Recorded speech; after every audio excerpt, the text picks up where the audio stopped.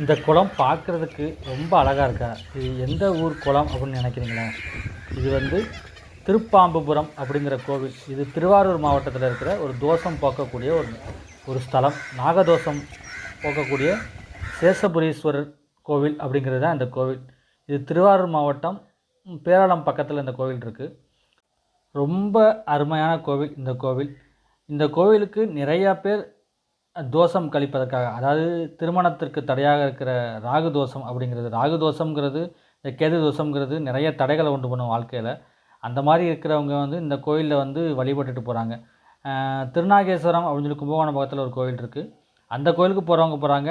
அதை மீறி அதற்கு மாற்றாக இன்னொரு கோவில் அப்படி இருக்குன்னா இந்த கோயிலுக்கு வர்றாங்க, இந்த திருப்பாம்புபுரத்துக்கு. சில ஜோதிடர்கள் சொல்கிறாங்க, சில ஜோதிடர்கள் வந்து குறிப்பாக இந்த கோயிலுக்கு தான் போகணும்னு சொல்லி குறித்து எழுதி கொடுத்து அனுப்பி விட்றாங்க. அப்படி வர்றவங்களும் திருப்பாம்புரம் கோவிலுக்கு வர்றாங்க. இந்த கோவிலில் சேஷபுரீஸ்வரர் அப்படிங்கிறவர் இருக்கார். இங்கே ராகு கேது அவர் சேர்ந்து சன்னதியில் ஒன்றா இருக்காங்க. இங்கே ராகு கேது பயிற்சி விழா மற்ற எல்லா விழாக்களும் வந்து நடக்குது. அதாவது எறும்பு வழிபட்ட ஸ்தலம் சொல்லி திரு எறும்பூர் அப்படிங்கிற ஒரு திருச்சியில் இருக்குது. அது மாதிரி யானை வழிபட்ட ஸ்தலம் அப்படின்னு சொல்லி திருவானைக்காவா, இதுவும் திருச்சியில் இருக்குது. இதே மாதிரி பாம்பு வழிபட்ட ஸ்தலம் சொல்லி இந்த கோயிலில் சொல்லப்படுது. இந்த சேஷபுரீஸ்வரரை வந்து சில வருடங்களுக்கு முன்பு கூட வந்து ஒரு பாம்பு வந்து வணங்குச்சு அப்படின்னு சொல்லி சொல்லப்படுது. அதாவது ரொம்ப வருஷம் இல்லை, ஒரு 10-20 வருடங்களுக்கு முன்பு கூட அந்த கருவறையில் வந்து சிவன் சன்னதியில் ஒரு பாம்பு இருந்து வணங்குச்சு அப்படின்லாம் சொல்லப்படுது இந்த கோயிலில்.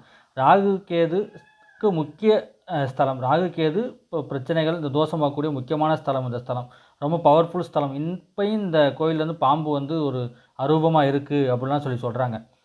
வெள்ளிக்கிழமை காலையில் 10 to 12 ராகு கால பூஜை அப்படிங்கிறது ரொம்ப விசேஷம். இந்த வெள்ளிக்கிழமை இங்கே வந்து ராகுகால பூஜை பண்ணி இந்த மாதிரி விளக்கேற்றி வணங்குறது ரொம்ப விசேஷம். வெள்ளிக்கிழமை 10 to 12 வரலாம். ஞாயிற்றுக்கிழமை மாலை 4:30 to 6 இந்த ராகுகால நேரத்தில் வரலாம்.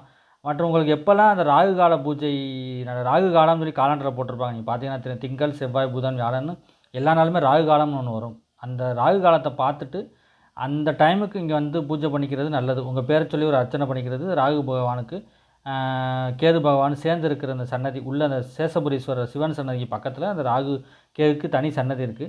அந்த சன்னதியில் வணங்குறது ரொம்ப விசேஷத்தை கொடுக்கும்.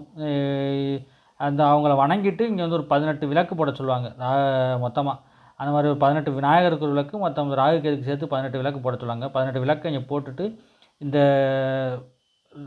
சேஷபுரீஸ்வரரை வணங்கிட்டு இந்த ராகு கேதுவையும் வணங்கிட்டு வர்றது ரொம்ப விசேஷம். உங்களுக்கு இருக்கிற ராகு கேது தோஷம் சம்மந்தப்பட்ட விஷயங்கள்லாம் நிவர்த்தி ஆகிருந்த மரத்தில் நேர்ந்துக்கிட்டு எல்லாமே கட்டி வச்சுருக்காங்க இந்த கோயிலில். இது திருவாரூர் மாவட்டத்தில் மாயவரம், அதாவது திருவாரூர்லேருந்து மாயவரம் போகிற வழியில் பேரளம் அப்படிங்கிற இடத்துல இருந்து நான் போனேன். பேரளத்துலேருந்து திருமியச்சூர் கோயிலுக்கு போயிட்டு நான் போனேன். பேரளம் பக்கத்தில் அந்த கோயில் இருக்குது.